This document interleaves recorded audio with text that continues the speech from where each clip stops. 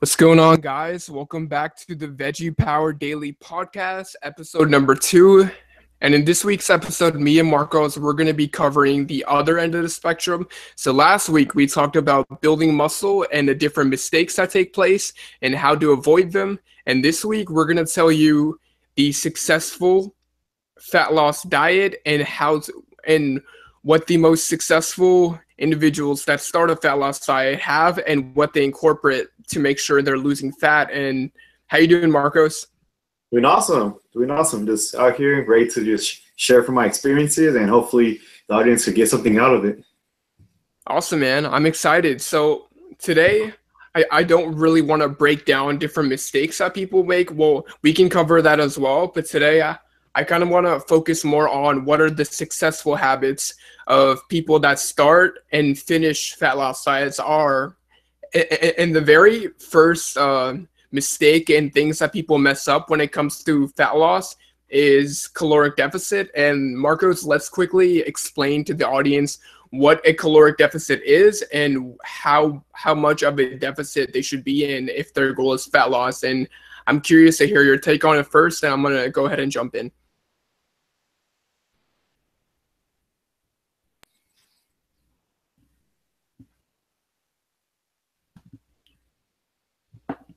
Testing. Okay, all right, I hear you now. Yeah. Okay. Because it cut off like a good 20 seconds, maybe 30. Oh, it did? Yeah. Damn, bro. Like you just froze and I couldn't hear anything. All right. We're just going to cut that part out. We're just going to cut that part of it out of it. Don't worry. Yeah. Let me know when you stop hearing me, like anywhere in between. This is a sign, okay? I'm gonna do that and type on the group chat. All right, for sure. So what I was going to say is let's quickly explain to the audience what a caloric deficit is and how much of a caloric deficit they should be in if fat loss is their goal, and how much of a deficit should be avoided if they want to avoid being in too much of a heavy deficit. And I'm curious to hear your take on it first and hop in once I hear your response on that. Okay, so for caloric deficit, well, to start off, it's making sure you eat enough calories for the activities you're doing throughout the day, not just during exercise. That's the important part. Also, keeping in mind how many hours you're awake for, and also if you're doing intermittent fasting or not. Those are things to keep in mind. So from my experience, it depends on how long I'm going to be awake for and whether I train or not that day. So just a quick example, let's just say that I'm awake for, I'm going to say, 18 hours, and I'm fasting during 10 of those hours, and then the other 6 to 8 hours I'm doing that in my sleep. So during that time, I'll probably eat around 22 to 2,400 calories, and during the day, and counting sleep, I probably burn about 25, 26 maybe. I'm just throwing numbers out there right now. So is that your maintenance or is that your cutting calories? That's for cutting calories because it's at a 100 calorie deficit. So yeah. So, dude, so I totally get that for you. So that's your cutting calories. So like basically like what I recommend for those who are listening and they wanna incorporate a fat loss diet, but they don't know how many calories they're supposed to be consuming. I would say that their baseline is going to be their maintenance, which is going to be their body weight times 15, right? And then what I suggest is a 500 calories like below that. So if their maintenance, let's say, is 2,600, then I would suggest anywhere from 2,000 to 2,200 calorie deficit per day. And a common mistake that most people make when it comes to fat loss dieting is they think that certain things are important, like certain types of diets are important. You ever heard of like the water diet and all these like fad types of diets? But they all don't like really focus in on what matters, which is basically the caloric deficit, you know? And all these diets are flawed because they don't focus on the fundamental principle of energy balance, you know, like calories in versus calories out, and like different kinds of diets, they they try to preach like different ways of like cutting out food, but they don't get you to cut the calories so you can hit the deficit. And I'm curious to hear your take on it. Have you had any experience with other like fad type of diets, like the South Beach diet and all these things, Atkins and Yeah, things I've like heard of those. that? Yeah, I've heard of those before. And actually, I did do the years ago before I went plant based. I tried the ketogenic diet for 2 months, and it worked out for the short term, like 6 weeks. Long term, it was horrible. It didn't work that at all. I was getting cranky. I feel low energy because I wasn't eating enough carbs, and like I said, I only lost weight in the first 2 weeks, and after that, I actually started gaining weight. Yeah, man. A lot of these like fad diets, they don't focus on. They always focusing on like, hey, cut this food out, like cut this entire food group out, but they don't like ever tell you that like calories matter and things like that, and that's really disappointing to me Mm-hmm. as far as like fat loss diets are concerned. Mm-hmm. Yeah, like you were saying, it's all about just calories in and calories out. If they change up the diet and let's just say they cut off carbs for whatever reason, I noticed a lot of people do that, which is fairly popular for some reason, but they cut carbs out. And when they say carbs, they usually mean like simple carbs, processed carbs. And of course, in the short term, they're going to lose weight. But if They're gonna lose weight no matter they what. lose weight, yeah. But if they continue eating like fatty foods constantly, they're gonna end up gaining weight in the long term, which is usually the case with like things like the ketogenic diet and stuff like that. Ketogenic, yeah, ketogenic seems to be like the popular one nowadays. So people like I have this one friend who does the ketogenic diet, and he doesn't actually track calories, and his goal is fat loss, right? So typically, what I often see with him is he's avoiding carbs. He's not eating carbs at all. Well, that's great because when you're cutting off a certain food group, you're automatically going to eat less calories towards the end of the day, and that's what triggers fat loss. But the thing is, he's not in a caloric deficit half the time because half the time he gets hungry and starts eating handfuls of nuts, which are really caloric dense, and that actually puts him in a surplus Mm-hmm. rather than in a fat loss deficit, and that's what kind of ruins his diet for the whole week. And he thinks that he's still in a deficit for fat loss, and then like some of these people are doing these fad diets and they're not losing weight because they're not in a deficit, and then they wonder like, why am I not losing weight, why am I not losing weight? And they just blame the trainer, they blame like the person that told them about the diet. But if they would have just simply eaten less, they would have achieved their goal. And that's what's really disappointing to me, because I haven't shared this anywhere else before, so if you guys listen live, just so you guys can catch this, but when I was 16 years old, I was 20 pounds overweight, and the very first diet I did was a low carb diet, and I was fortunate enough to know about calories in, calories out, but I still did low carb for some reason. I don't know why I did that, but I ended up losing weight, and I'm so glad I did that. But the most common mistake I'm seeing is people not tracking their calories, and they're going from fad diet to fad diet because they realize that eventually they're going to have to accept the law of thermodynamics and just realize that calories are pretty much everything. If fat loss is your goal, and even if muscle gains are your goal, you don't want to be eating too much, just like we talked about last week. And what's your kind of take on like fad diets, Marco? So something about fad diets is, like you said before, don't emphasize too much on calories and also on water. Because sometimes I feel that when I did the ketogenic diet a few years ago, I was constantly hungry. So what I realized was my mind was confused with hunger and thirst. So I wasn't drinking enough water to make up for it too. And also I wasn't eating another thing too was fiber too. I wasn't eating too much fiber in a ketogenic diet, so I constantly kept feeling hungry over and over and over again throughout the day. Definitely like super essential. Like a lot of people don't talk about like water as much, which is kind of unfortunate too, because most of the time when we think we're hungry, it's not actually hunger, it's just we might be thirsty. And one simple trick that I learned, I don't remember where I learned it, but it's like if you just think about eating an apple, or you kind of know what I'm talking about. Like you kind of think about like, what I want to eat an apple, and then if you're down to eat an apple, then you're actually hungry. But if not, then you're not actually hungry, or something like that. there's like a litmus test to see like is it actual hunger or are you just bored? Exactly. That's what I feel. As most of the time when people are losing when people want to lose weight, they usually just focus on that throughout the day. So they constantly think, oh, did I eat enough already? Oh, I'm not sure. So then they end up being hungry because that's what they're thinking about, and then they end up eating more calories instead. Yeah, man, definitely, definitely.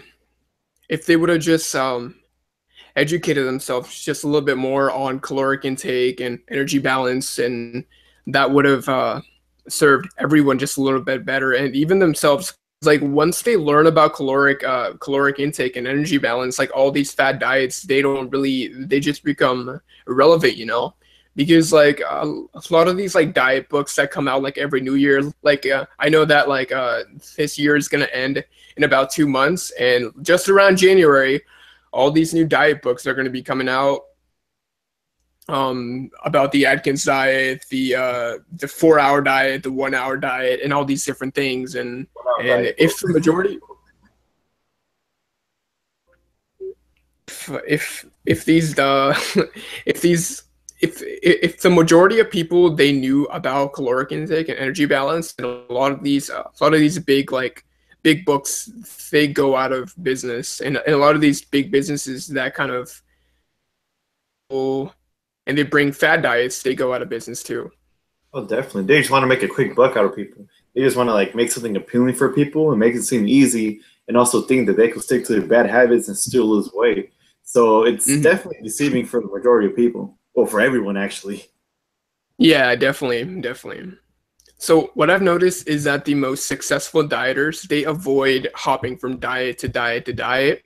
Rather, they educate themselves on on energy balance and the law of thermodynamics, and they understand that at the end of the day, calories in and calories out, and getting your body into the caloric deficit and consuming less calories than what your body burns per day is what's going to be the main indicator of your fat loss. Yep. And they understand this so well that they just don't listen to these so on quote unquote authorities that come out with these new fat books, and they kind of just laser focus on their goal, and um they understand energy balance basically. And for those of you who are listening who don't, like, these guys are talking about deficits, but what is my deficit? So a good starting point would be multiplying your body weight by 12, and that should be a great approximate of what your caloric deficit is going to be for if fat loss is your goal. That is. Mm-hmm. Yep, you nailed it right there. Just want And to. like adding on against what I Mm, said before is during the process, especially initially, you probably will start to feel hungry after being in a caloric deficit. So eating, like I said before, more fiber and more water will definitely help control your hunger. And it'll make the process a lot more smoother too. yeah, man, definitely. A lot of people don't drink enough water Mm-hmm. too. Like, do you happen to know what that is? You said again, it cut off for a second. Oh, okay. I was just wondering what the daily like water intake for it is, like a specific number. So for men, ideally 130 ounces a day, and for women, between like 90 and 95 ounces a day. But that's like a good starting point. Or a good starting point is probably like 20 more ounces that you do right now, because that's why I took 21 my now. Okay. like 20 more ounces. But you want to be like within the like 130, 140 ounce per day range. Yeah, dude, that actually makes sense because like when I and does it like when you drink a lot of water, it flushes out a lot of your toxins, so your skin would look more flawless, right? Like less acne and less things like that, less like skin problems. Definitely that too.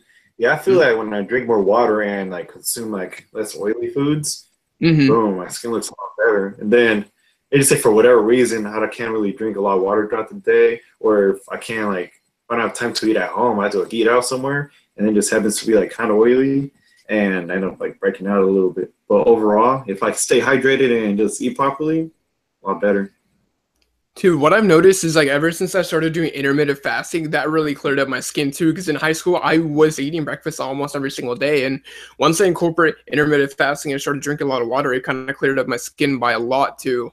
And there's so many benefits of intermittent fasting as well. And like what I'm seeing consistently with clients is the clients that incorporate intermittent fasting into their routine, they're more successful with not just their fat loss journey, but just staying lean year round in general. That's what I kind of notice in my clients and also myself as well. Intermittent fasting changed my life in so many ways, and I quickly want to thank Rusty Moore and Martin Burkhan and all these individuals that really brought intermittent fasting to the mainstream, quote unquote mainstream, so for people it's like everyday people to like learn more about. And I'm thankful that I started intermittent fasting, and that was one of the best things I've ever incorporated as far as into my fitness regimen. Nice. Yeah, 'cause I've been doing it for, I want to say since like mid-June. I started intermittent fasting too. So yeah, so it's been about 4 months now. And yeah, like Nice. same for me. I'm glad I switched to it. I'm eating the right amount of calories, so I'm not overeating. I actually feel more energetic throughout the day, and it's kind of a funny one. We actually save some money because you don't spend as much money as food in food anymore. Yeah, yeah. Yeah, man. Yeah. Not And eating also, as much.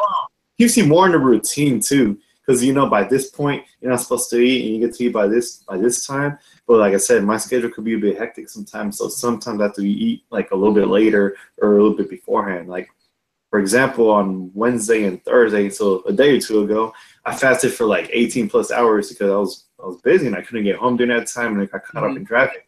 And then today I didn't I wasn't too busy today, so I ended up like breaking my fast like around 14 hours. So Nice, it's man. flexible, it varies, but I always try to keep within a range. That way it's close to consistent throughout the days. Yeah, man, that totally makes sense. Like how my morning ritual kind of looks is just wake up like around 10, 9-ish, and then I fast for around 6 to 8 hours, Mhm. 6 to 8 hours into the day, and then I have my first big meal, and then I have like a snack in between, and then I finish off with like a smaller meal. And that's kind of what my kind of diet template looks like as far as when fat loss is my goal basically. And dude, I'm like so productive like during my fasting period. It's just crazy, man. Like just waking up, not even thinking about food, just having 1 cup of black coffee and just getting to work, man. That's where I get like the majority of my work done, because once I have my first meal, it's just game over. I can't get any work done after having that big meal, man. 'Cause that's why I try to get all my work done in that 8 hour period. And it's just amazing, dude. Nice. Because I noticed. So you said you wake up at 9 or 10 in the morning. Whoa. Yeah, yeah. Yeah. Usually I wake up like at 4:35 a.m. So I wake up hell early. But then again, I live in the Bay Area. There's traffic everywhere, so you have to get out ASAP, or else you'll be stuck in traffic for like forever. Oh yeah, man, definitely. I actually just commute to school and work, so it's not really a big deal whether I wake up early or not. But I've actually lived in the Bay Area too, so I'm pretty familiar Well, you familiar never with all get. the traffic. Yeah. It's getting worse by the month. Actually, it's pretty bad. That's why I mentioned beforehand I'm gonna move out real soon from the Bay. Yeah, man, definitely. So the next thing I want to talk about, the most successful dieters, they always make sure to not do too much volume in their training, because I see a lot of these guys, they're on like 1,700 calorie diets, and they go to the gym 7 days per week, and they're just killing themselves with different exercises and different things. I'm just always curious as to why people think now that they're eating less, they suddenly have like twice as much energy, which is highly not the case. And it results in overtraining. Like some of these guys workouts would be overtraining even if they're in a caloric surplus. So if they're in a deficit, then that's just next level. That's just gonna next level of overtraining in general. And the most Yeah. successful, yeah, Oh, sorry. Go ahead. and the most That's kind of successful yeah. That was people and the most successful people who are who properly lean down, they don't incorporate they incorporate a few days a week of pure strength training to maintain their strength throughout the cut. Because if you're losing 20 pounds on your bench press after you started to cut, you're losing a lot of your muscle mass. So I would incorporate strength training into your routine rather than going to the gym 7 days per week and doing these marathon type of workouts that you couldn't even do even if you're in a caloric surplus. So I'm curious to hear your take on it, Marco. Actually, Art, you just said, because like I said, if you do strength training, you do a lot less volume. Yes, it's a more intense exercises, but it's more volume. And then, from my experience, you feel more fatigue after the workout, and then you'll be like forced, quote unquote, to rest the following day. So basically, you'll be doing a lot less volume, but still in the benefits of the strength training at the same time. Yeah, man, definitely, man. Because a lot of these guys, they're doing way too much, which is like for a natural lifter, they shouldn't be doing this much volume. Is basically what I'm trying to say. And if you wanna maintain your muscle mass throughout your cut, like let's say that someone's cutting from 190 pounds and they want to get to 170 pounds. If you wanna drop 20 pounds, it's not just about dropping weight. It's about dropping body fat, right? You don't want to be losing muscle along the way. And in order to preserve muscle mass throughout your cut, you have to incorporate strength training into your routine to maintain. Because if you're maintaining your strength, or if you're gaining strength, you probably are gaining muscle during your cut. And I've seen clients do that before.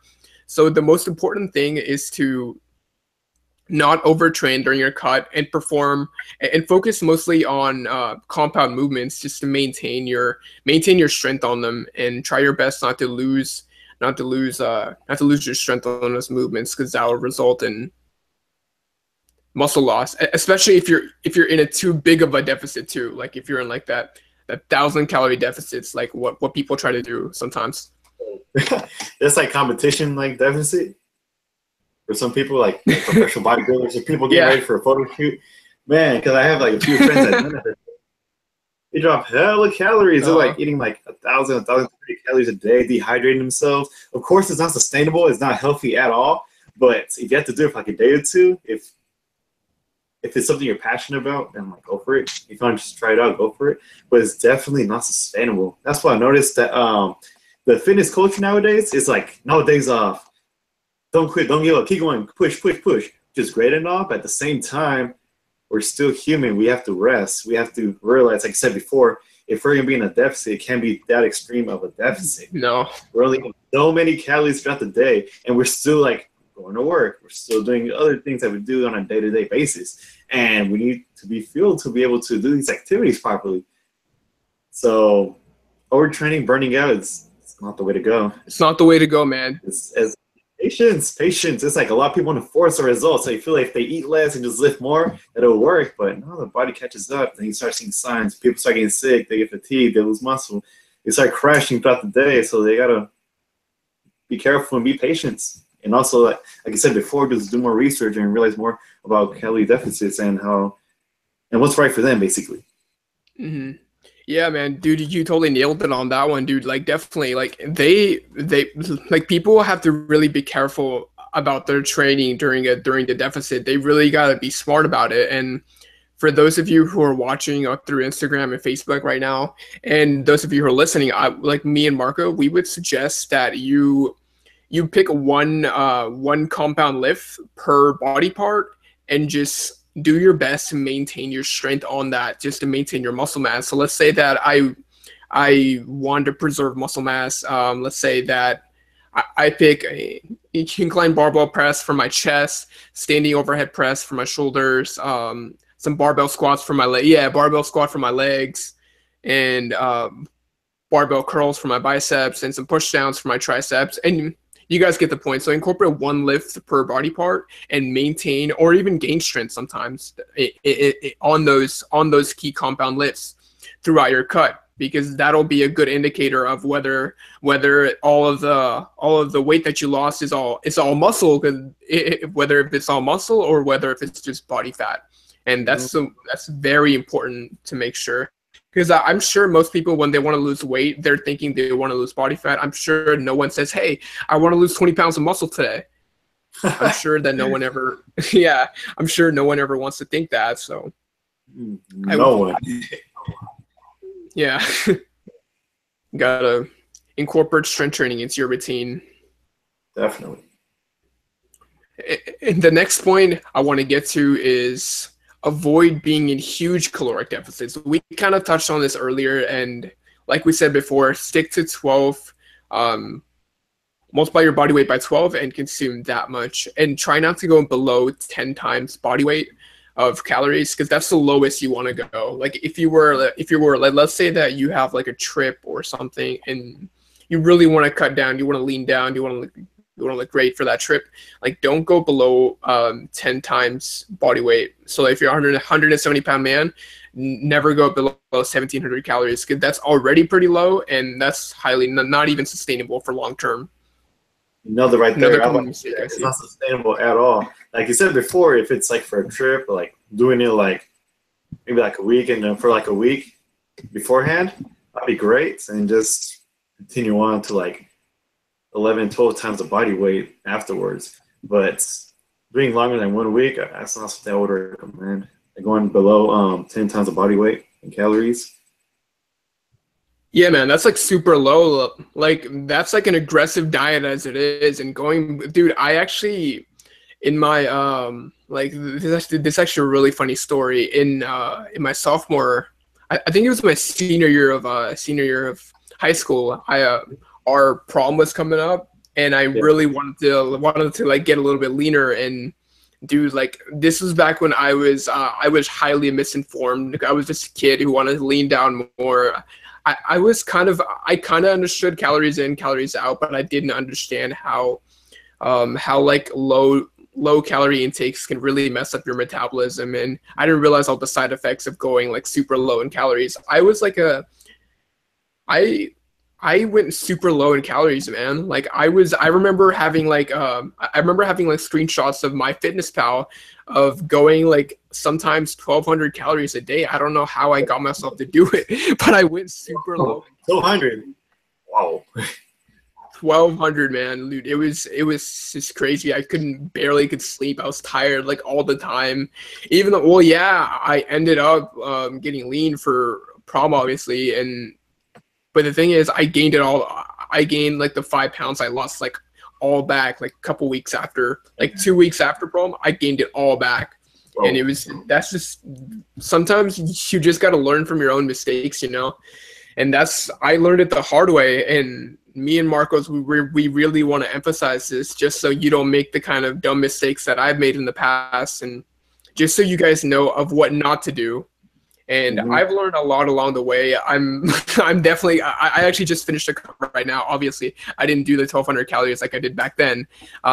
Like a few of the things I did right this time was I incorporated a diet template that's really sustainable with not only my lifestyle, but just for my own enjoyment too. I really enjoy intermittent fasting, and I actually just finished a 46 day cut. I'm not sure if you've seen the Instagram post I posted, Marco, a few weeks ago on like a physique update I did on day 46 of my cut when I just finished it. And I talked a little bit about like my macronutrient ratio and things like that. But yeah, I just finished that, and that's like the best I've ever felt during a cut, because I maintained all my strength. I even hit a few PRs in some of my lifts, and Hmm. some of the things I did correctly was I incorporated a diet template that's sustainable for my lifestyle. I didn't go too low in calories, and I incorporated strength training into my routine to maintain all my lifts and even um, gain some strength in some of my lifts. And that's what I suggest. Like, guys, don't make the same mistake I did. Senior year of high school, like avoid super low calorie deficits. It's not only bad for your health, it's just you'll just feel shitty. There's no doubt about that. Oh, definitely. You feel your body. Yeah, man, definitely. So the next mistake that I see people who start fat loss diet is make is they this is kind of the other side of the spectrum. Like one side of the spectrum, they're like, I gotta eat these super clean foods to lose weight. But then we have like so in 2017, there's like another trend that's kind of coming up. It's the if it fits your macros trend. Like if they're brownies and they're vegan and they and I still have room for my calories, I'm just gonna eat all brownies throughout the day, and I'm still in calorie deficit, so I'm gonna lose weight, right? Yeah, well, yeah, you're gonna lose weight, but You don't want to be doing a Pop-Tart and brownie diet for over 90 days, because that's not only bad for your health. Well, yeah, you're losing weight, but that's not very good for your internal health at all, and that's another mistake that I see. Because as soon as like, so there's one side of the spectrum that's like, I'm gonna cut out all these foods, I'm gonna eat super healthy, and then I'm not gonna track calories, but I'm gonna cut out different food groups so I can lose weight. And then you have the other side that knows too much about calories, and they're super manipulative on on what foods they include, and they include only junk food because they Yep. realize that because they like finally heard about like this whole calorie thing, and then they realize that once they hit that calorie deficit, they can eat anything they want, and that's another mistake that I often see among clients. Kind of like we mentioned beforehand, with like any change in the diet, you'll lose weight initially. But then the long term, you just come crashing down. You'll be very malnourished. You wouldn't get your possibly macronutrients, you probably would, but your Yeah, micronutrients, your micronutrients, man. this is gonna drop. Your energy is gonna drop. And you end up like gaining weight in the long term because you're eating so much processed junk that your body won't even be able to digest everything. They just get stored as fat. So yeah, it's better to just stick to like whole food, plant-based foods instead of eating so many like processed foods. It counts as in like white rice, also like white rice, white flour, things like that. Would be like they're simple carbs and they digest a lot quicker. But then again, it'll spike up your blood sugar levels too. So that's not something you want to do in the long run. I mean, it's okay to like enjoy like a dessert every like once in a while, but if you're doing it several times a week, or if your snacks are looking like desserts, like those what do you call it? The Larry and Lenny's protein cookies? Oh yeah, Larry and Larry's. No, I actually eat those really like like after them. work. I'm like, all that sugar just adds up over time. Sometimes people eat them like 2-3 times a day because they just need a quick snack because they're always so busy. I'm like, I mean, honestly, a few years ago when I used to drive all the time for my clients, I would have to like get like a quick snack, and that's what I ended up doing, just grabbing a plant-based like protein bar. That's one of the first plant-based foods I actually started eating a few years ago. Plant-based protein. Oh, Like, okay. I see. plant-based protein powders, because whey protein was just screwing me up because I'm lactose intolerant. So that's one of the first things I ate that was plant-based. Then it just carried over. But yeah, anyways, yeah, just staying away from those processed foods as little as possible. It's definitely going to, even if you're eating less calories, it's just going to screw you up in the long run. So just keep the fine balance of caloric deficit and just eating whole plant-based foods with enough fiber and water, and you'll be great. Yeah, man, dude, I totally agree with what you said about. So at the end of the day, it's totally about just eating everything in moderation. Moderation is basically the key, you know. Like you can, if you're in one side of the spectrum where you think that you need to eat super clean foods every single day, because to be honest, for most people that's not really sustainable, because they eat super clean for 2 weeks, but then they binge out on these desserts and all these snacks, and they go back to where they started. But if they were to just include those treats, like keeping 80% of the daily caloric intake from whole foods that have like full of micronutrients, macronutrients, and they meet their macronutrient needs, and they're in a deficit, but they still make room for like just a little bit of dessert, at the end of the day, that's not going to really hurt them in the long run, as long as they as long as they make their choices in moderation, basically. Exactly. Moderation. Yeah. You don't want to make like eating those cookies like 2-3 times a day a habit, especially every day. That's not what you want to do. Because I'm sure we've all fallen in that trap before, where it's okay just to eat one more time. Then it just becomes a habit, doing it over and over and over again. When it becomes 2 days, 2 days become a week becomes 2 weeks, and it just carries over. So it just, and then you get comfortable, then you have like more trouble trying to make the change. So it's better to just, I don't want to say the word discipline, but it's better to just keep it limited in moderation. Just being mindful of it, like you said before, just keeping track of what you eat. That way, throughout the day, you just realize, okay, I re-ate this cookie. I guess I can't eat another one during the whole week, or depending what your goal is or your plan is. But anyways, like you said before, it's just moderation. That's it. Yeah, man, moderation is definitely a key because, like you said, like once you start getting into the habit of including like a ton of junk food into your diet, like you don't want to go back to what you were doing before. Like, let's say that you're obviously in a plant-based diet if you're listening to this, right? And then if you're on a plant-based diet and your goal is to lose weight, you incorporate like certain things into your regimen to make sure that you're losing weight, and then once you start deviating from that and start including a bunch of snacks, and it's really hard to go back to what you're doing before. And sometimes too, like everybody has these trigger foods. I'm sure you do too. I definitely have a lot of trigger foods. Like if I'm gonna eat a cookie, I can't just eat one cookie. Like that's just not me. Like if I'm gonna eat a cookie, I'm gonna probably end up eating the whole bag, and that's like over 2,000 calories, and that's just gonna that's just not gonna work. And I It would might, it might like have with been a test killer. yeah, definitely. Like what I suggest for those of you who want to incorporate the actually, so let me just start out with this. So there's a right way of incorporating if it fits your macros, and there's a wrong way of incorporating if it fits your macros. The right way is to have 80% of your foods from whole foods, and including treats ever so often, just to increase the adherence of your diet overall. And the wrong way to do it is to just include all snacks into your diet, and that's the wrong way to do it. And what I've noticed is certain people have certain trigger foods that makes them want to overeat and binge out, and I would definitely um, recognize those foods within you, so you can avoid them, right? And I would only pick snacks that you know that you wouldn't want to binge out on. Like for example, I've a couple of days ago, I had a bar of dark chocolate. It's a vegan dark chocolate bar. When I eat that, it's a quote unquote a treat, right? But Yeah. when I eat it, I don't feel like eating any more of it. It has that filling, satiating effect on me.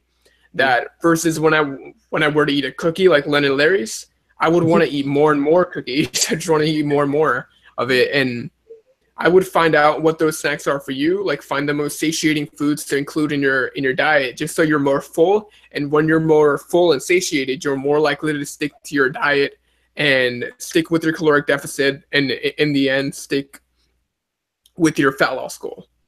And that's the right way to do if it fits your macros. That's Yeah. trending nowadays. Yeah, like a good snack too. That worked for me.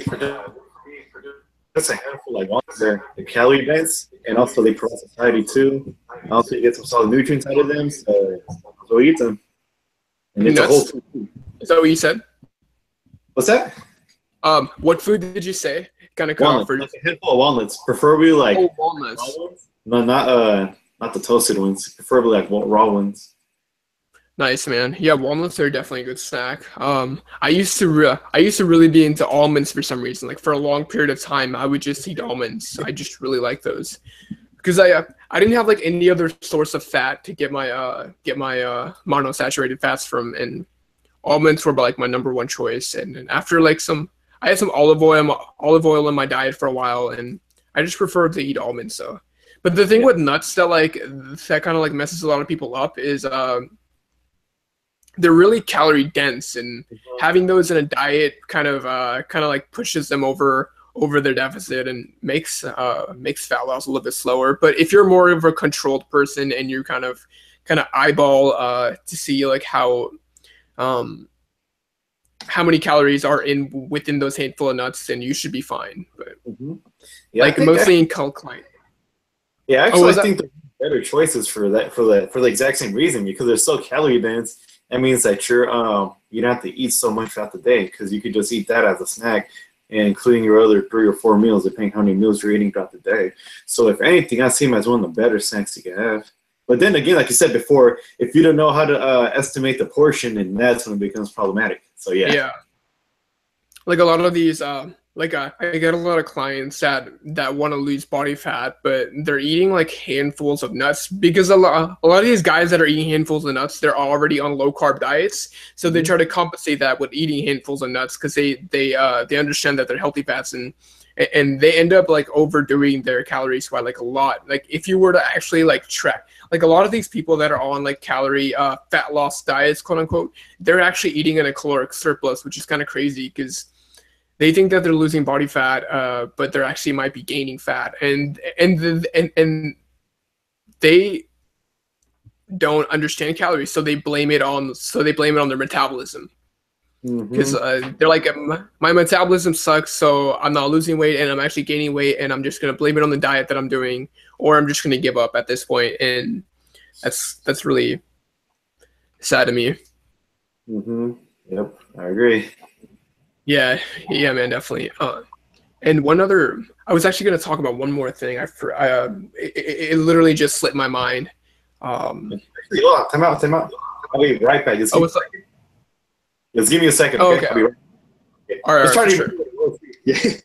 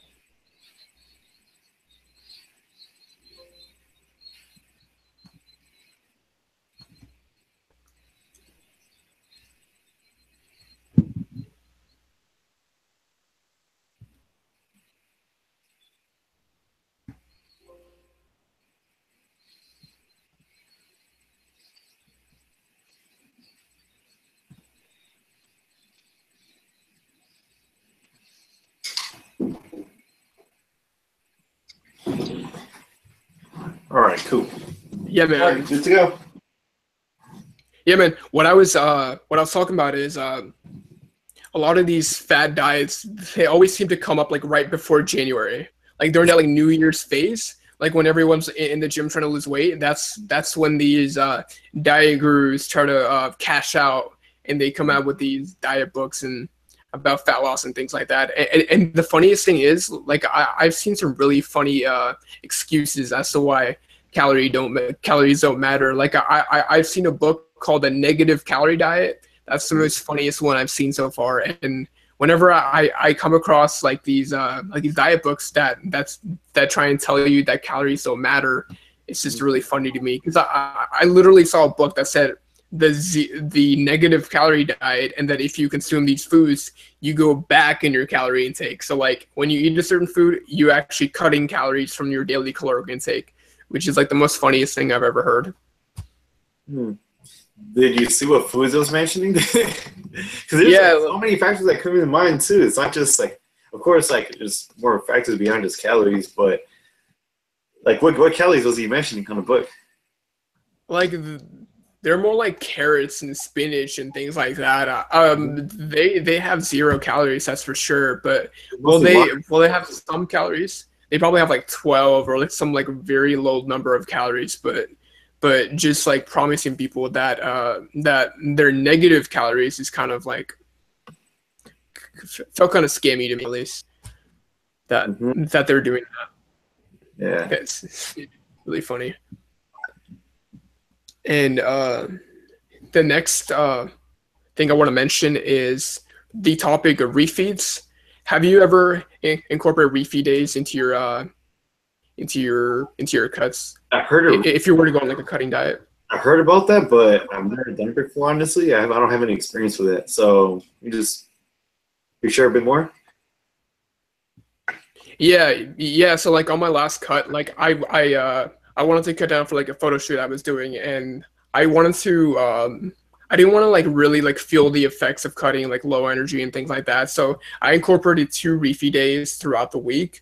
And so refeed days are basically because like when you've been dieting for a long time, your leptin levels take a big hit, and your leptin levels are in charge of your hunger and your overall mood and things like that. And having like a refeed day with high carbs kind of raises your leptin levels, which makes your diet sticking to your diet easier, and negates some of the negative effects of dieting, like increased cravings and things like that. So refeed days are pretty important for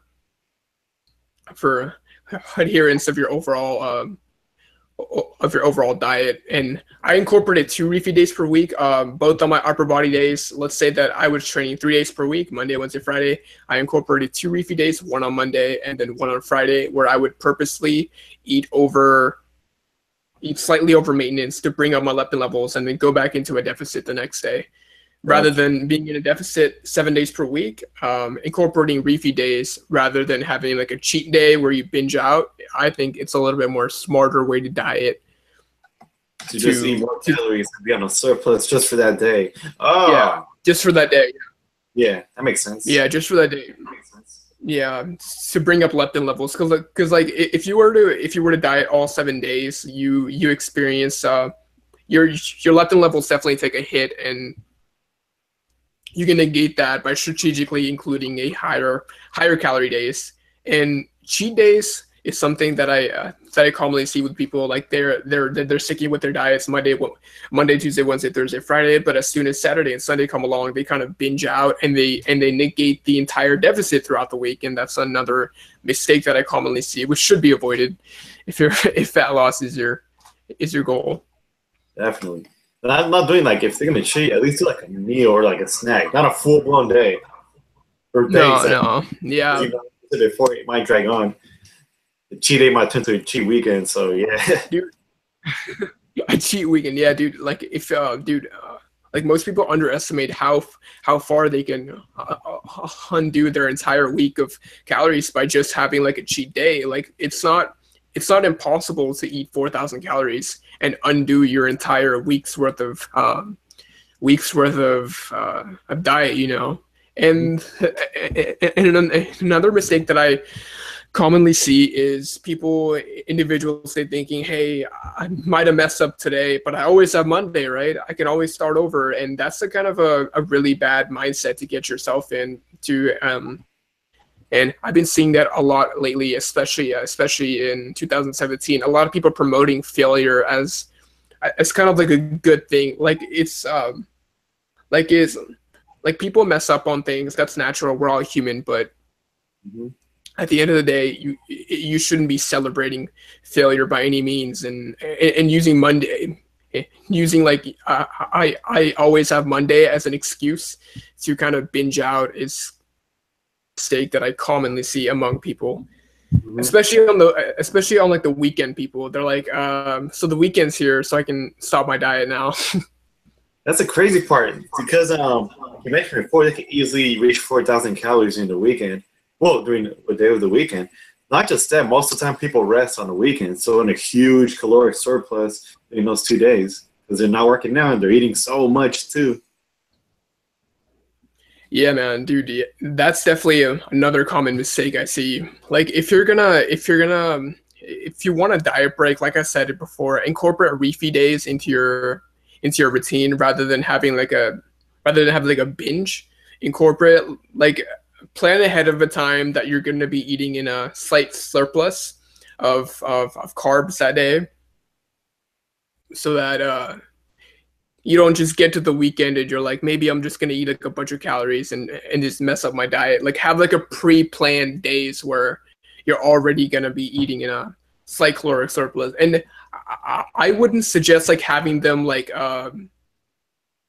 like let's say that you wanted to incorporate refeed days into your routine. I wouldn't suggest like having them like Monday, Tuesday, Wednesday. Like I would suggest having two of them that are spread throughout the week, like one on Monday and then one on Friday, rather than have like 2 days in a row of refeed days and having to go back on low calories again, which is kind of brutal.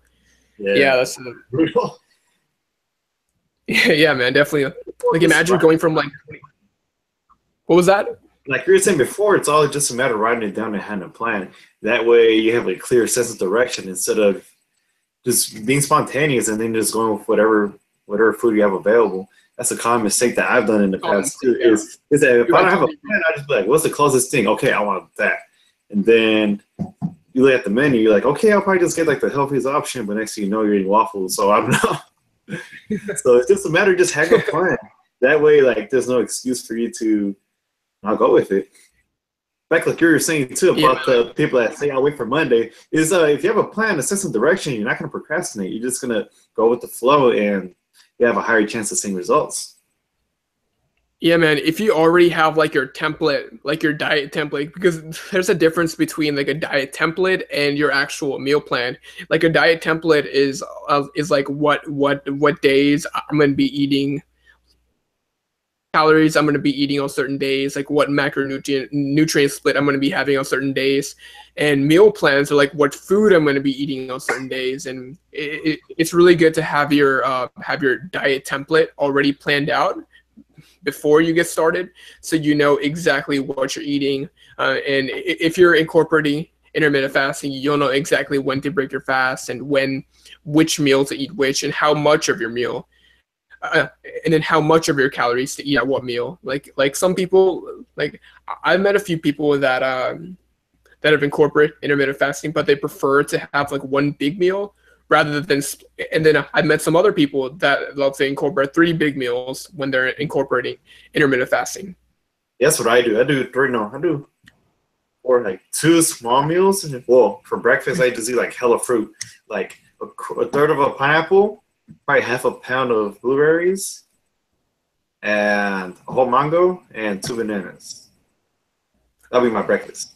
I know it sounds like a lot of fruit, but like I said, fiber, water, I get the calories in I have to, and I feel great.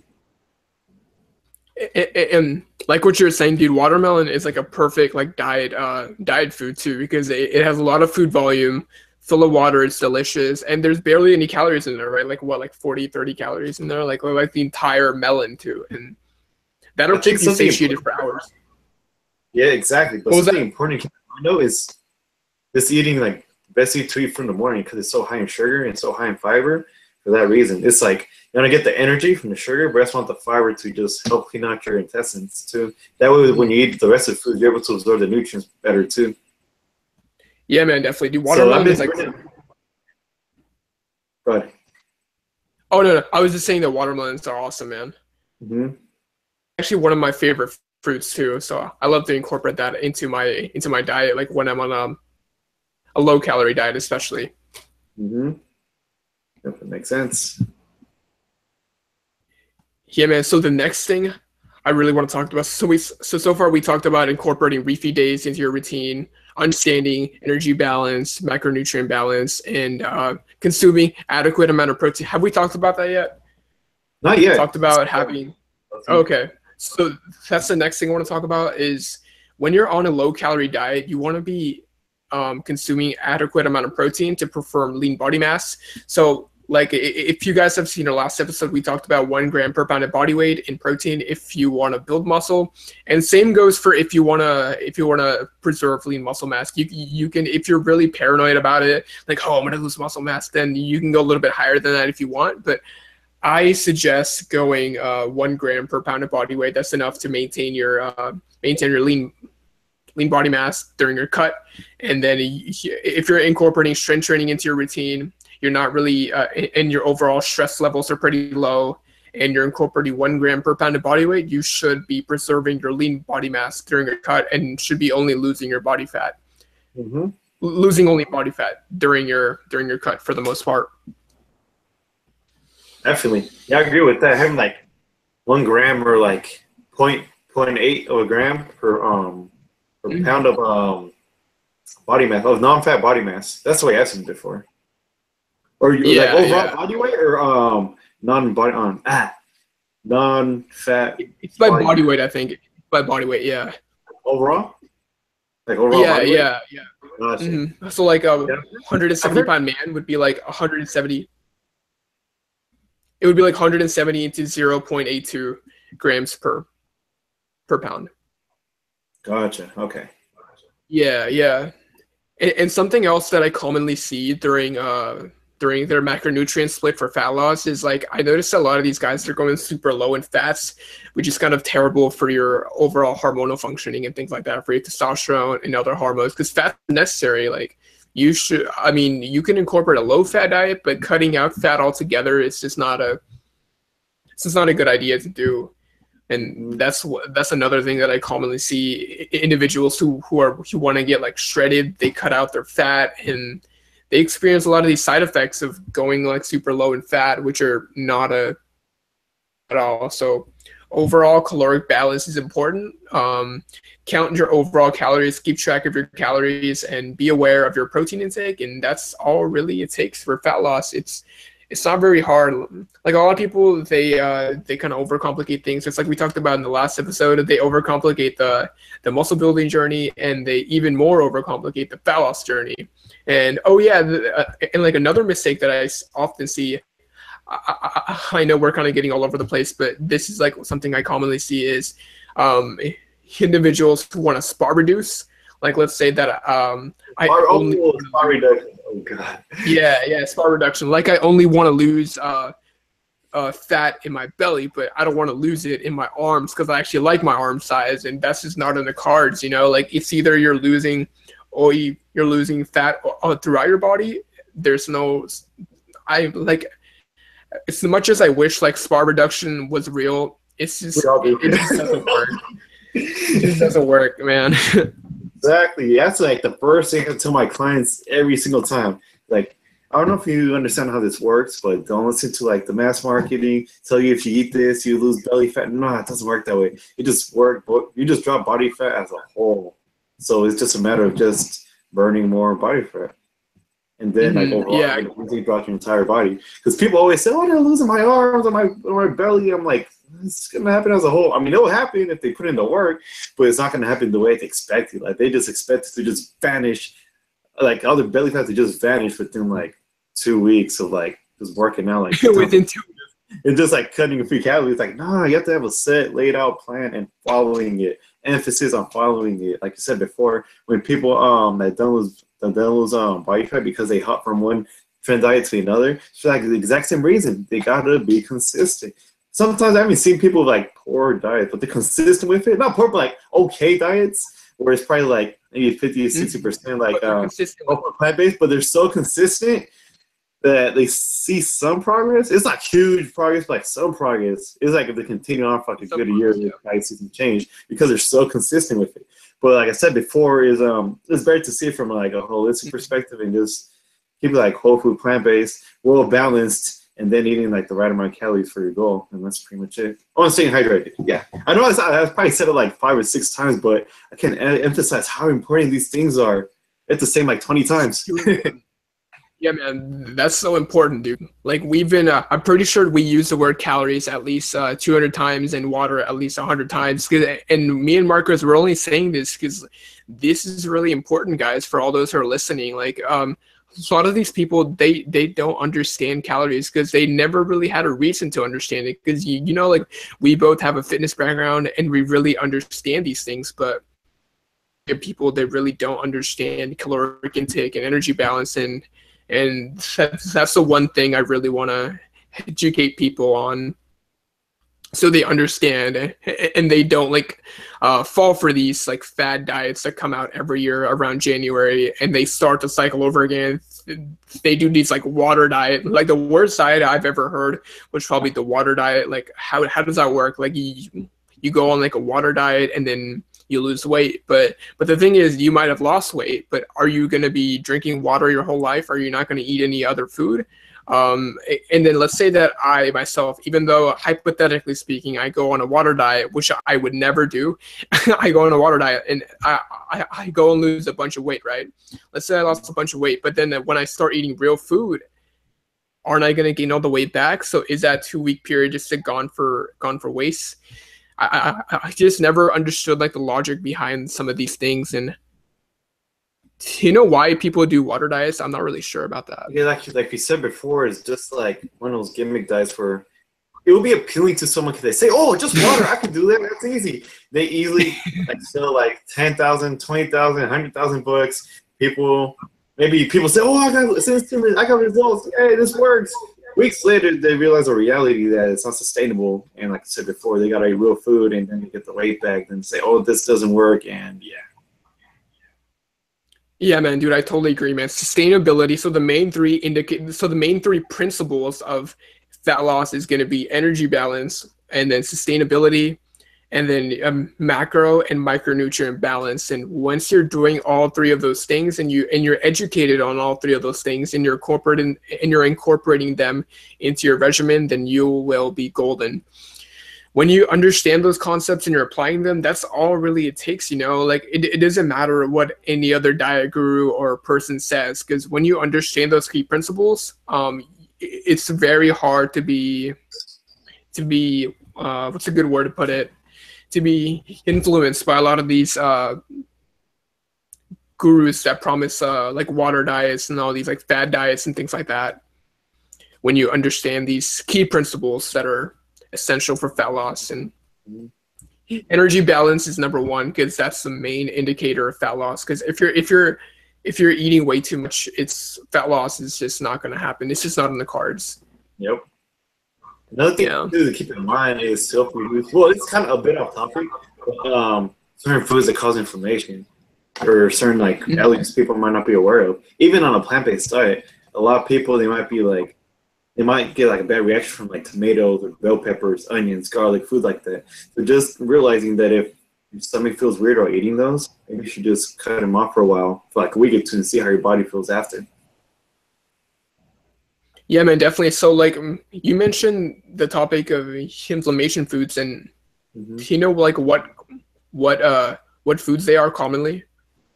Well, like the ones I mentioned before, like tomatoes, garlic, bell peppers, things like that. And even like for people that aren't on a plant-based diet, obviously dairy is very, very inflammatory for most people, which is the case for me. So yeah, and those are some of the common foods that I've come for myself. I try to like minimize them because my body does get like a small reaction from it, but it's not too bad. But then again, they're not foods that I eat very constantly. I think it's mostly tomato. Yeah, like when I eat like tomato sauce, Tomato. it usually feels kind of weird. But yeah, that's why it's something I cut down drastically on. I used to make pastas like made out of garbanzo beans, and it'd be really good, but my stomach wouldn't handle it properly, so I just cut back on them. Oh man, on the topic of pasta, that's like one of my favorite post-workout meals, man. Just kind of make me hungry a little bit. But anyways, so they should avoid certain foods that cause inflammation. Commonly, it's tomatoes, garlic. What you said, garlic? Is that one of them? So what I recommend people to do is just cut them out. If you eat them often, cut them out from your diet for like a week or two and see how your body feels after. And then eat them again and then see like the contrast with how your body feels and how it looks too. I just never really liked tomatoes for some reason. They just always were like way too squishy for me. They have this like weird like juice coming out of there, and it just felt like a fruit rather than like a vegetable to me. So I just kind of avoided it altogether. And then dairy was another one of them, right? Dairy was another food that causes inflammation. Like dairy, like when I was a lot younger, and then when I was actually vegetarian, I used to consume dairy, and dairy used to like make my skin break out like quite often actually. Like as soon as I cut out dairy and started incorporating intermittent fasting, I just like felt like a lot better overall. Oh, definitely. That was a sign that your body was trying to get rid of the toxins from the dairy. That's why you're breaking out all the time. Yeah, man. I just don't like dairy altogether anyways. Yep. The crazy part too is, well, we're kind of going off topic right here, but how much is being pushed on children nowadays? For example, you got to eat it with your cereal, and even a lot of cereal has dairy too. Not just that, they go to school. What they give them for lunch? Cereal. At nighttime, what they eat? More milk with chocolate chip cookies. and then they might eat quesadillas for lunch, or cheeseburger, or mac and cheese. And then guess what? Oh, you want dessert? You want ice cream too? Speaking of like it's crazy. I know, man, dude. Like based on what you just said about like these cereal brands that are being pushed, like that was one of the reasons why intermittent fasting gets a lot of used to get a lot of flack about it, because a lot of these cereal brand companies, they keep pushing like the importance of breakfast and things like that, and that's why intermittent fasting kind of wasn't that popular in the beginning, because breakfast was being pushed as the most important meal of the day when it first came out, and that was one of the main reasons why intermittent fasting hasn't blown up as much in the beginning when it first came out. Same with definitely that's another reason why. I think another reason, I'm kind of joking but serious at the same time, but waffles and pancakes. Oh, waffles. That's another reason why. Yeah, it's like a lot of people just want to eat them, and that's, I don't know. It's like especially nowadays with like with the fitness trends, where you see a lot of like big fitness people just eating like I remember when The Rock posted like like a stack of pancakes. I feel like a lot of people took that seriously, as if I could eat that every day, I feel like The Rock. No, it's not the case. Back to what you're saying before about the if it fits your macros, it's just not gonna work that way. Period. Yes. So like I tell my clients all the time, just experiment with things like plant-based diet and like intermittent fasting. Experiment with it, see for yourself. Ask people I've done it before, and that way they get to have a better experience with it and get better results out of it. So yeah, just experimenting. Can't stress the importance of that. Mm-hmm. The thing is, like a lot of these guys, they like some of these people, they come to my Instagram, they see me posting like these huge bowls of food and things like that are like 1,800 calories, and they see me eating this on my stories like during my diet. But the thing is, like they see the content of what I'm posting, but they don't see the overall context, because the thing is, like, let's say that my calories on a cut were 2,200 calories, and the meal I posted is 1,600 calories, right? But the thing is, that could be my only meal I've eaten per day, and they think that every single day, but that's just simply not the case. You know, a lot of these people, they don't understand that maybe The Rock's meal was just his only meal for the day, and that just kind of fit his overall caloric intake. And that's one of the things that people kind of don't understand about it too, because let's say that I'm eating a big meal, that could be the only meal I've eaten today, you know. Never really know about that. Yeah, just putting that like on the in the comment section, just making it clear so people can realize that's your only meal, and just letting them know that it's okay to just have like one meal, maybe like a snack throughout the day, if it covers up the calories required for the day. Yeah, man, definitely. At the end of the day, if you're eating like the majority of your food from Whole Foods, and you're within your caloric deficit, and you have a caloric deficit in place, then you can incorporate some treats in there, and you'll be golden, as long as you're in a deficit and the majority of your foods, let's say 80% of your foods are from Whole Foods, and you incorporate some treats here and there, and you meet your daily macronutrient intake, then you will be golden, you know. That's all it really takes to reach your fat loss goal, to like shed body fat. Because I remember like early on during the podcast, we talked about the training side of the spectrum and incorporating strength training and the deficit. It's really, it just really comes down to that, right? Just strength training and incorporating a caloric deficit. It's really all it takes to shed body fat while maintaining a good level of muscle mass. Is there anything else you would want to say about reaching your fat loss goal? That's about it. We covered like a lot of points already, and I feel it's pretty good what we went over already. Basically, just keeping the calorie deficit, being thin satiety, being hydrated, and just doing mostly strength training with compound movements. Yeah, man, definitely. Like, as long as you have the caloric deficit in place and you're not overtraining, you avoid huge caloric deficits. Like you don't go below 10 calories per pound of body weight. Don't go below that, and then you don't overdo it on the cardio as well. you use cardio as a way to burn more calories, but not as like a way not as like a ticket to like eat more and more calories.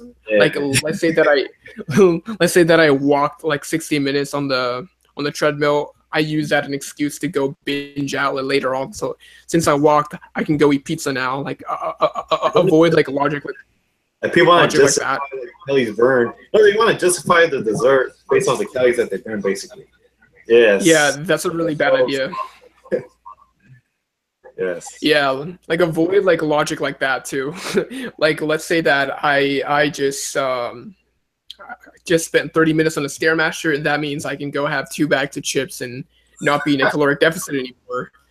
Yeah, that's Yeah. like what I'm suggesting is just use your cardio strategically just to burn more calories, but not as an excuse to binge out and eat more junk food. Also, it shouldn't And be. consume. Also, it shouldn't be this What main. was that? Oh, sorry. Also, cardio shouldn't be your main like way of burning calories. 'Cause I feel like a lot of people Mhm. they like stay in the treadmill. I don't know why, by the way. Like a good 45 minutes to an hour. I'm like, why? First of all, that sounds boring as hell. Second of So all, boring. it's like you're losing your muscle right there. You're not doing much for your muscles at all. Yeah, man, dude. I see a lot of people when they want to first lose body fat. The very first thing that they do is they run for an hour, they sprint for like half an hour, and they incorporate all these like cardio exercises. And but the thing they want to avoid is like focusing mostly on cardio because without strength training into the routine, they're gonna be losing muscle along with body fat, which is not a good look for. I'm sure that no one went out of the way and said, "Hey, I want to lose 20 pounds, but I want 13 of that to be muscle." I'm sure no one's thinking that. So I would highly suggest incorporating strength training into your routine, even if you're like really overweight. Have you ever had any really overweight clients that have you want to talk a little bit more about that? Yeah. Not the main thing. Well, the main thing I work with overweight clients is actually their posture. Well, actually, that's the main thing I work with every client. Their posture first, and also like engaging, Awesome. like the line, in keeping the alignment of the spine by engaging the core as a whole, like not just their abs as a whole, the core, so like the entire As a torso, keeping it in alignment as a whole while moving the limbs. So I don't know if you heard of Paul Check before, but he says something a really good example. He says your body is a battleship and your limbs are a cannon. You're not going to shoot a cannon to a canoe. So if you have wobbly like screwed up posture and you have like horrible core engagement, you're not going to be able to. It's like a canoe. You're not going to be able to fire your cannons properly, which are your limbs. Which all the moves like push-ups, pull-ups, like squatting, bending, you have to use your limbs. And if you don't have a stable core, you're going to be all over the place and have a higher risk of injury. So that's like the main thing I do with my clients. Like, regardless whether they're overweight or not, that's the main thing I emphasize on. So, like, probably starting off on the ground or standing most of the time, staying far, far, far away from machines, staying far, far away from treadmills, actually. I just tell them to just find a trail and just Yeah. park for a good 15, 20 minutes. Or if they want to go sightseeing and go on a hike, go for it.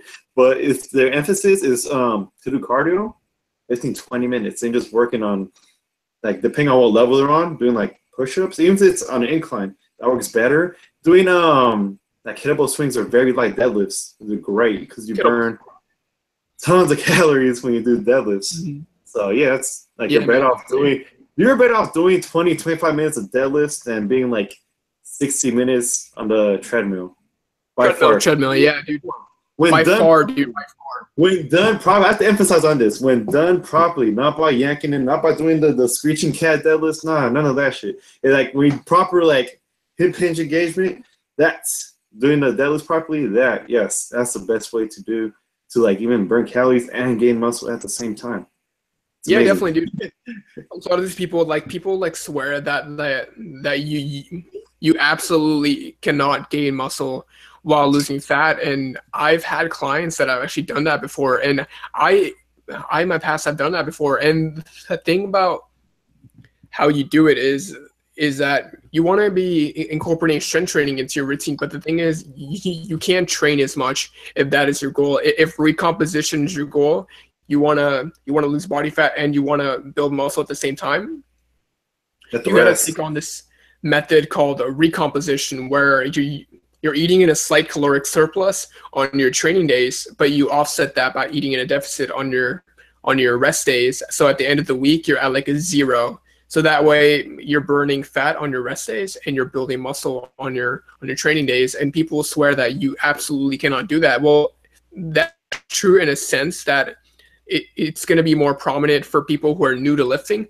But the thing is, you can incorporate something like that into your regimen, and then you can be smart about it and do it, but it's just going to be a little bit slower though. It's not going to be like, if I incorporate, like right now, I've incorporated a recomposition routine where I'm eating in a surplus on my training days and a deficit on my rest days, but I'm not going to be losing fat as fast or gaining muscle as fast. It's going to be more of like a slow process.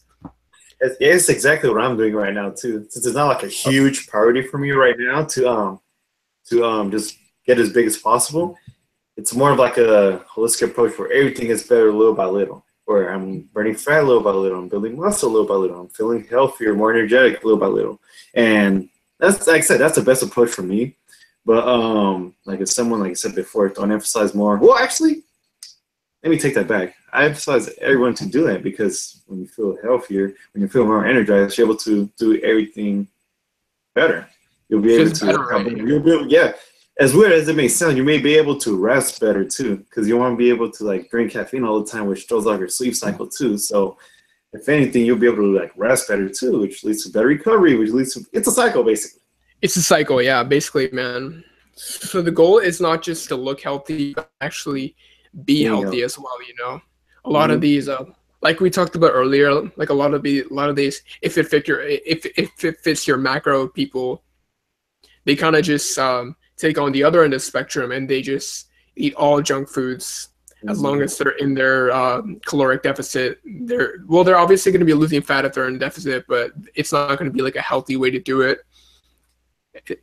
And what I'm seeing is that, let's say that someone goes on like an all Pop-Tart Twinkie diet on their caloric deficit, they're going to be losing a lot of muscle mass too, because I'm pretty sure those Twinkies and those like junk food they incorporate don't have enough protein to maintain lean body mass.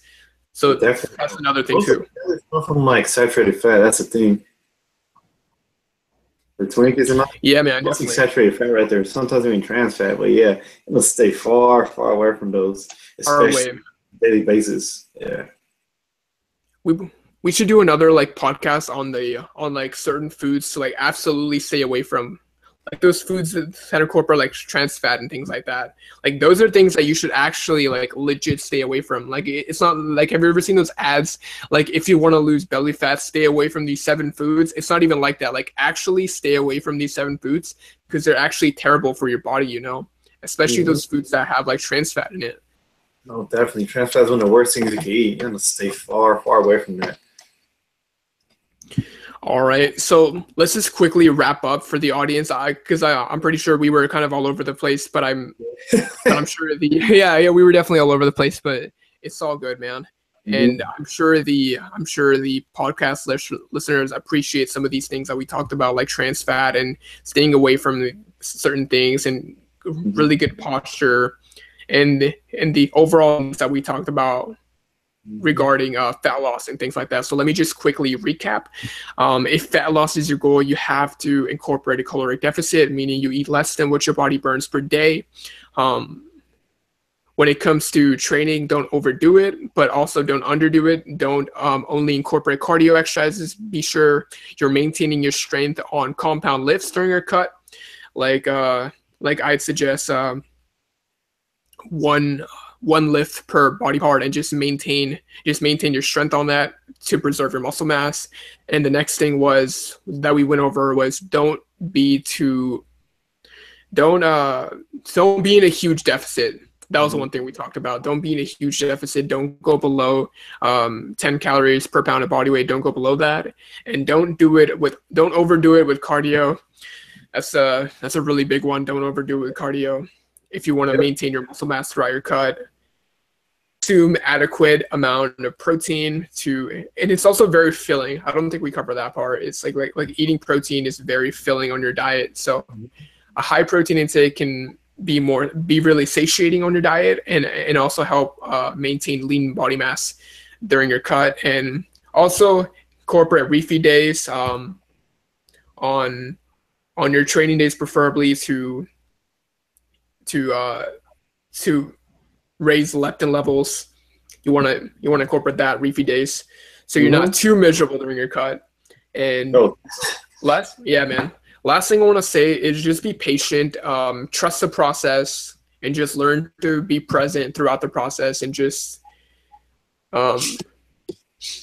be mostly focused on the process rather than the end result. Just kind of like what we talked about in the last podcast. Focus. What was that? We're probably going to mention it every podcast because of how important it is and how much we need to be reminded to just being present. Because like I said before, we get so caught up with the end result that we forget about the journey.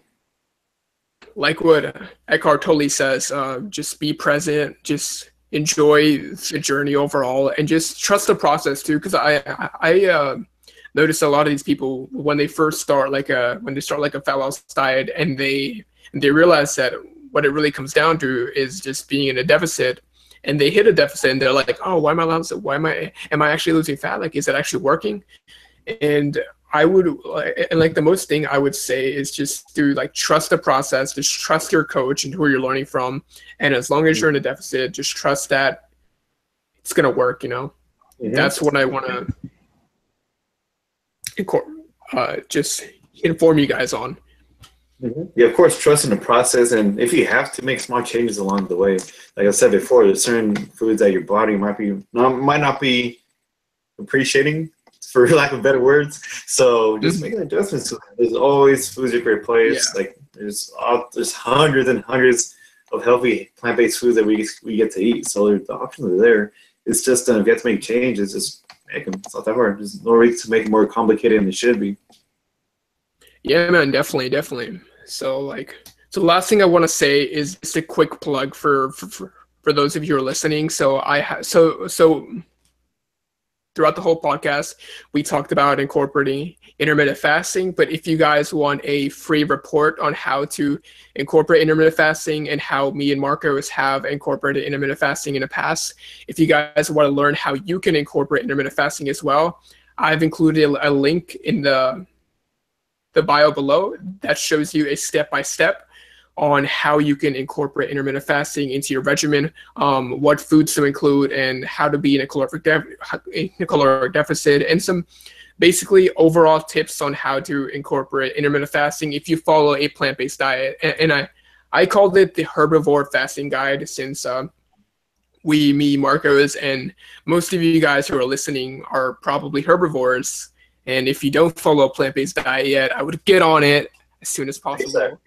Yeah, I would get on it as soon as possible. Yeah. If you're interested in incorporating intermittent fasting on your plant-based diet, click the link in the bio to join the Herbivore Fasting Guide now, and you can start intermittent fasting and start enjoying your meals, incorporating big meals into your diet and shedding body fat. So this is all we have for you guys today. I hope you guys enjoyed this podcast and you got a lot out of it. If you guys have any suggestions or any topic suggestions, feel free to comment below. Go ahead and leave us a review on iTunes if you guys enjoyed this, and we will catch you guys next time. If you guys want to know more information on fitness, nutrition, go ahead and check out Marcos' website. I'm going to go ahead and link it down below. And if you want more information on what we talked about in this podcast, visit veggiepowerdaily.com/blog to view this podcast as well. And I'll catch you guys next week. Yep, all right, peace.